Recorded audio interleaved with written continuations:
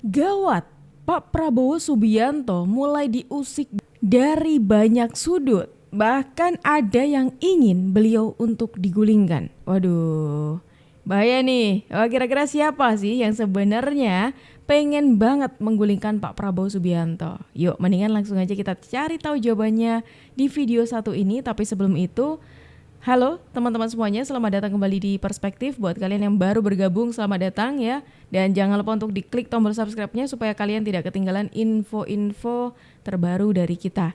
Jadi yuk, karena tadi sudah aku sepil, langsung aja kita tonton videonya berikut ini.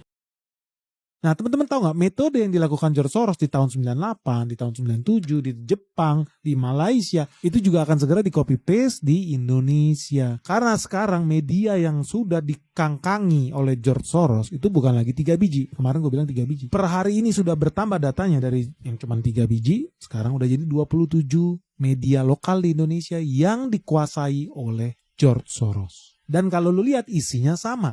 Media-media lokal yang dikangkangi oleh George Soros di India isinya apa? Penghinaan, pelecehan, hoaks, membangun ketidakpercayaan terhadap pemerintahan Modi. Tapi untungnya ya rakyat di India itu cukup pintar. Dan pemerintah Modi cukup pintar untuk melawan program-program cuci otak, program-program adu domba George Soros. Nah itulah hebatnya India dibanding Indonesia. Orang India semuanya udah pada aware nih dengan serangan George Soros. Tapi di Indonesia sampai detik ini tidak ada media yang berani mengabarkan tentang masuknya George Soros untuk mengadu domba bangsa Indonesia. Lu tahu nggak sih media mana yang sudah dikuasai oleh tangan-tangan iblis ini? Kita harus dukung atau tidak? Jujur aja ya, kalau tahun 97-98 George Soros masuk, gue yakin mayoritas dari kalian setuju bahwa George Soros ngasih duit, membiayai orang-orang yang demo, membiayai kehancuran rupiah, membiayai media-media itu. Gue yakin banyak orang Indonesia yang setuju. Tapi hari ini gue mau nanya sama lu detik ini.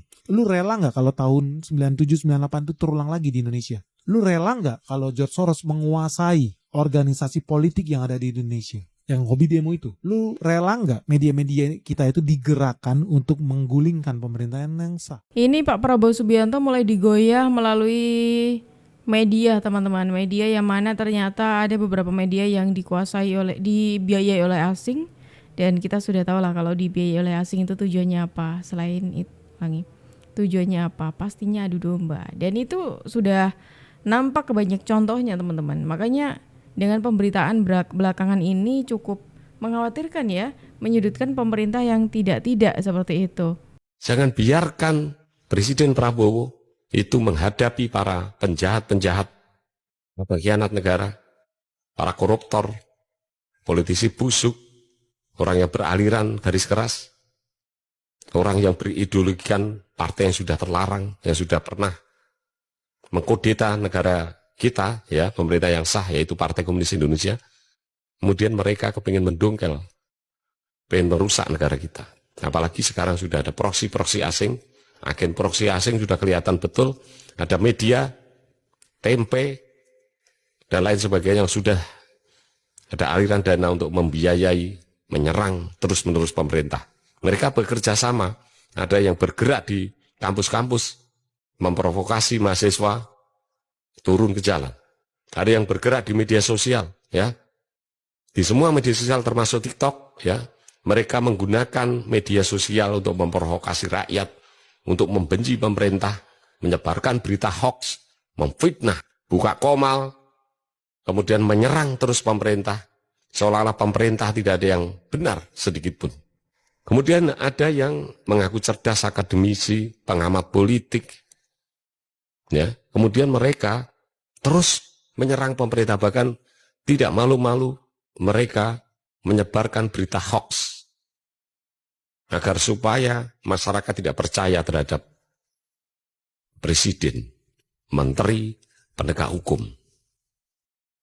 Polanya gampang ditebak, gampang dibaca.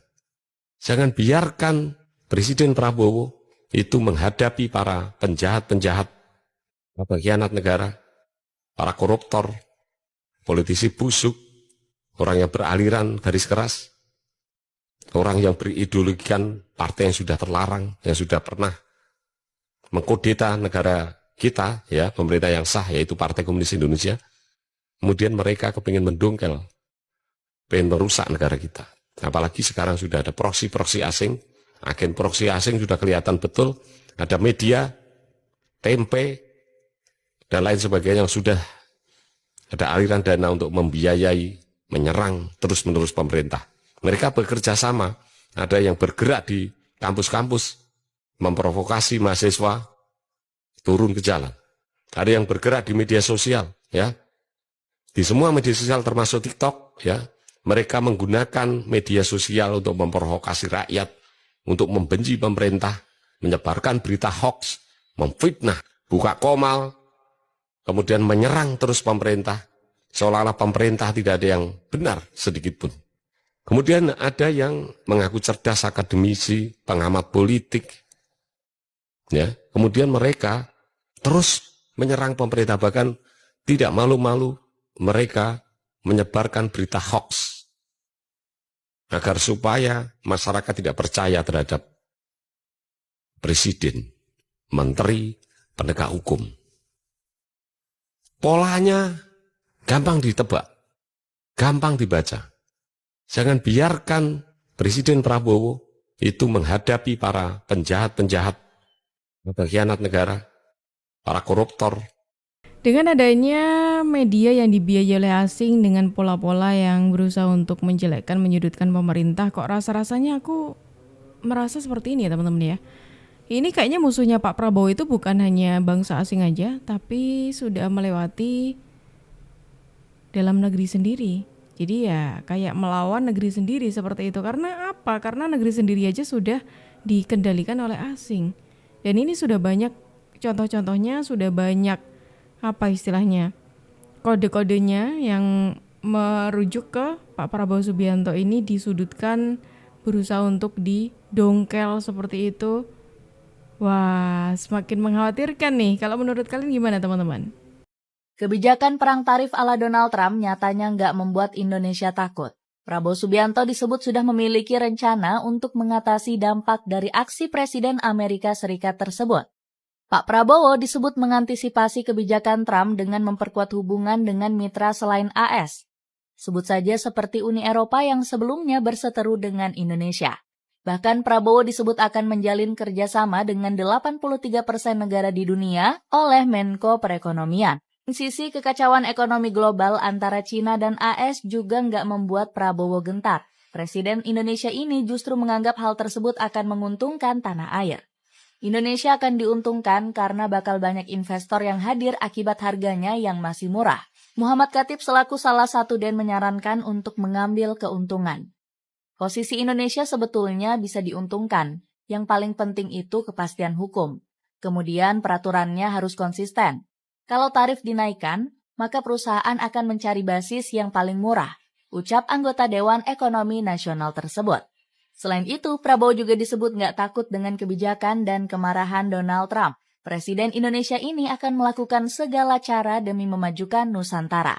Prabowo menegaskan bahwa seluruh devisa hasil ekspor wajib disimpan di dalam negeri. Bahkan Ketua Umum Gerindra tersebut nggak segan-segan menghukum eksportir bandel yang enggan patuh pada aturan ini. Selanjutnya, dalam pasal ini telah diatur pula penerapan sanksi administratif berupa penangguhan atas pelayanan ekspor bagi yang tidak melaksanakan peraturan pemerintah ini. Terlebih, negeri Paman Sam juga sangat membutuhkan komoditas lain dari Indonesia. Sebut saja baja yang mulai tahun 2025 ini, nilai ekspornya menembus 5.000 ton ke Amerika Serikat. Keberhasilan menembus pasar AS ini merupakan bukti nyata dari peningkatan kapasitas industri nasional. Perusahaan-perusahaan baja dalam negeri kini mampu memproduksi baja lapis berkualitas tinggi. Keberanian Prabowo Subianto mencegah siasat Amerika Serikat mendapatkan perhatian dari media global. Bahkan bumi Nusantara diprediksi akan mengalami ketergantungan luar biasa kepada negara besar. Oleh sebab itu, Firdika menuntut para pemangku jabatan agar nggak terkecoh siasat Amerika Serikat. Jika kebijakan yang tepat tidak segera diterapkan dalam 5-7 tahun ke depan, Indonesia sekadar bergantung kepada salah satu kekuatan global. Sementara itu, Donald Trump disebut sebagai salah satu ancaman paling mengkhawatirkan bagi Indonesia. Politikus 78 tahun ini disebut mampu meruntuhkan ekonomi tanah air dalam sekejap. Hal ini langsung terlihat dari turunnya nilai rupiah pada bulan November lalu. Bahkan Bima Yudhistira selaku Direktur Eksekutif Helios juga memvalidasi kebenaran tersebut. Nah, kan sudah terjawab ya. Jadi gini teman-teman, selain media asing, ya media Indonesia yang sudah mulai dibiayai oleh asing, yang patut untuk kita waspadai juga gitu ya. Kemudian kabar terbarunya adalah Pak Prabowo ini tengah diisukan atau tengah digoyahkan gitu ya dengan isu tarif. Karena beberapa waktu belakangan ini ya ada kebijakannya dari Donald Trump yang mana itu menjadi pemimpinnya Amerika Serikat, memberikan kebijakan yang ya dirasa menguntungkan tidak menguntungkan bagi Indonesia gitu. Banyak nih orang-orang yang kemudian negatif thinking mulu nih ya sama Pak Prabowo Subianto yang katanya tidak bisa terbebas dari ini, makanya biar digulingkan saja dan lain sebagainya gitu ya. Padahal Pak Prabowo Subianto sudah punya langkah untuk menyikapi hal ini. Nah, yang sebelumnya sudah menghina Pak Prabowo katanya tidak bisa terbebas dari isu ini atau tidak bisa melawan krisis ini, bagaimana kira-kira? Terkejutkah kalian ketika Pak Prabowo sudah punya jalan keluarnya? Tapi sebetulnya kita itu sudah dikasih bocoran loh teman-teman. Kayak contoh ketika Pak Prabowo ini meng-ACC atau Indonesia di ACC untuk masuk ke bridge, itu kan menjadi salah satu langkah supaya tidak terlalu bergantung dengan Amerika. Bukan Presiden Prabowo namanya kalau nggak satset maksudnya. Jadi Presiden Amerika Donald Trump baru aja meresmikan kebijakan tarif impor untuk 160 negara termasuk Indonesia. Indonesia sendiri dikenai tarif 32%. Menyikapi itu, Presiden Prabowo Subianto mengeluarkan instruksi kepada Kabinet Merah Putih. Salah satu instruksinya ialah Indonesia akan mengirimkan delegasi untuk melakukan negosiasi tarif 32% dari Trump untuk barang dari RI yang masuk ke AS. Kemlu RI mengatakan tarif 32% tersebut akan memberikan dampak signifikan terhadap daya saing ekspor Indonesia ke AS. Terus pemerintah akan mengambil langkah strategis untuk meminimalisir dampak negatif terhadap perekonomian Indonesia. Prabowo menginstruksikan Kabinet Merah Putih untuk melakukan perbaikan struktural, penyederhanaan regulasi, dan penghapusan regulasi yang menghambat. Selain itu, pemerintah akan menggandeng Bank Indonesia untuk terus menjaga stabilitas nilai tukar rupiah buntut dari tarif AS tersebut. Kalau menurut kalian, gimana tentang instruksi Prabowo ini? Share di kolom komentar ya! Semakin jelas lagi ya kan langkah-langkah yang dibeli Pak Prabowo Subianto untuk menyikapi adanya kebijakan terbarunya dari Donald Trump ini. Jika memang akan ada krisis, apakah krisis itu akan menjadi musibah? Atau seperti kalangan-kalangan oposan kritis di berbagai diskusi katakan, menjadi berkah? Karena artinya krisis membuat presiden tidak mampu, dan presiden tidak mampu membuat punya alasan untuk menghentikan kepemimpinan dan kekuasaan yang tidak layak. Jika Prabowo harus mundur karena tidak mampu mengatasi krisis, boleh jadi jalan konstitusionalnya adalah Gibran tampil sebagai presiden. Wah, Saya sampai ini dengan berusaha saat untuk ini membenturkan adalah ya. warga negara yang sama sekali belum berhasil diyakinkan bahwa Gibran memang mampu memimpin Indonesia. Sampai detik ini. Jadi, kalau demikian, krisis yang mengantar pada pergantian kepemimpinan boleh jadi betul-betul musibah politik dikarenakan kita akan punya Gibran sebagai presiden. Oke, teman-temanku ya. Jadi ternyata selain tadi kita sudah berbicara ada media yang sudah dibiayai oleh asing yang mana kita perlu waspadai ya kan dari langkah-langkahnya. Kemudian Pak Prabowo sudah mulai diusik dengan masalah tarif yang mana sebetulnya Pak Prabowo ini sudah punya langkahnya untuk bisa terbebas dari hal ini. Sekarang ada lagi hal yang berusaha untuk dibentur-benturkan melalui tarif juga gitu ya antara Pak Prabowo dengan Mas Gibran Raka Buming Raka. Lagi-lagi narasinya soal nantinya kalau Pak Prabowo tidak mampu bisa-bisa digulingkan dan yang memimpin itu Mas Gibran. Saya tidak ikhlas ya, katakanlah seperti itu. Selalu arahnya ke sana apapun itu. Gulingkan Prabowo jika Prabowo bentar. tidak menangkap Jokowi. Prabowo hanyalah boneka dari Jokowi. Lagi Maka kan? dari itu, Tapi sebentar teman-teman, ini bapaknya ngotot banget dari suaranya, kasihan banget aku ya, perlu air putih bapak sepertinya ya, biar agak ini ya suaranya gitu. Ini aku stop dulu teman-teman. Kok rasa-rasanya ini kayaknya demo biasanya ya? Atau jangan-jangan sebetulnya orang yang pengen banget untuk menggulingkan Pak Prabowo ini sama dengan orang yang pengen banget untuk menggulingkan Pak Jokowi waktu itu.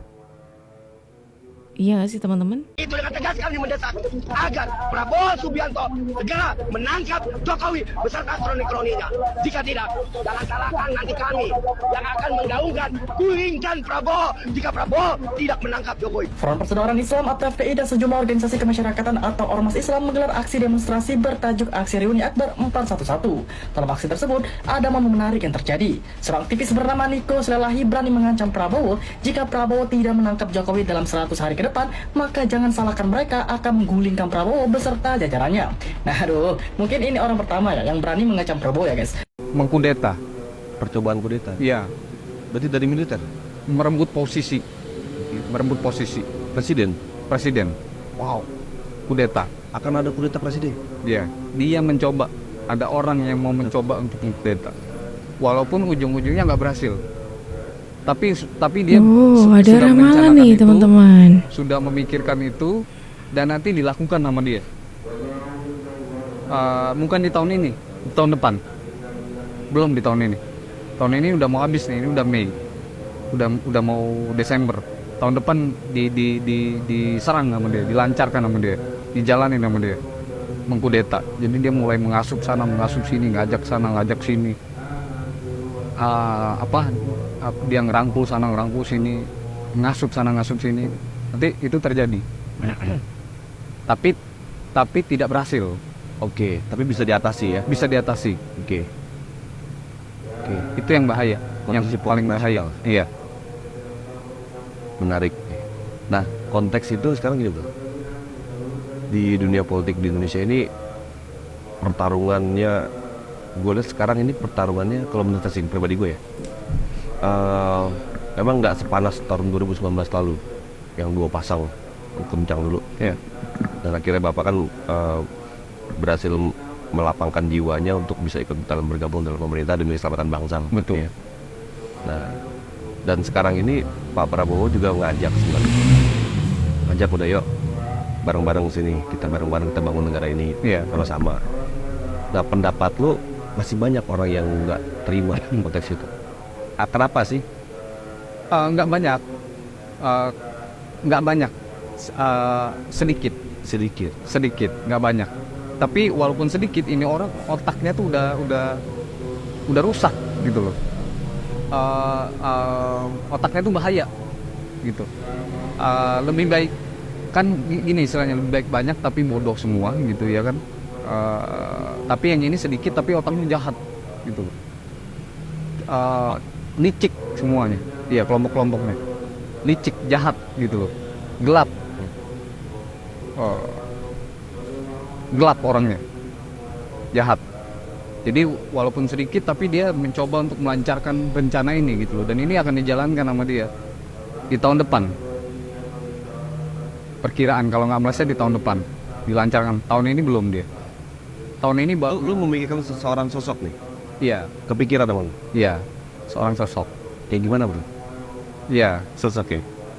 sosok yang ketangkep sama gue saat ini, yang kepikiran sama gue adalah orangnya kurus, kuning langsat, dibilang putih enggak, hitam enggak, kulitnya kuning langsat, rambutnya pendek cepat, pernah punya jabatan yang cukup tinggi di pemerintahan, terdekat orang-orang di sekeliling bapak juga, circle politiknya ya, orang ini tinggi orangnya. Iya. Wah, ini ada bocoran dari seorang peramal yang hard gumai, yang pastinya kalian sudah kenal dengan orang ini, yang meramalkan kalau akan ada orang yang berusaha untuk mengkudeta Pak Prabowo Subianto tapi itu gagal. Waduh, ini kok nyambung banget sama informasi kita dari awal tadi ya teman-teman ya. Dengan banyaknya upaya untuk menggulingkan Pak Prabowo Subianto, untuk mengusik Pak Prabowo Subianto, kemudian ini ada informasi kalau ada yang berusaha untuk mengkudeta Pak Prabowo Subianto. Wah, gimana kalau menurut kalian teman-teman? Silakan tulis pendapat kalian di kolom komentar ya. Dan teman-teman semuanya, terima kasih banyak karena kalian sudah menemani aku dari awal sampai akhir. Aku Juju pamit undur diri, sampai jumpa.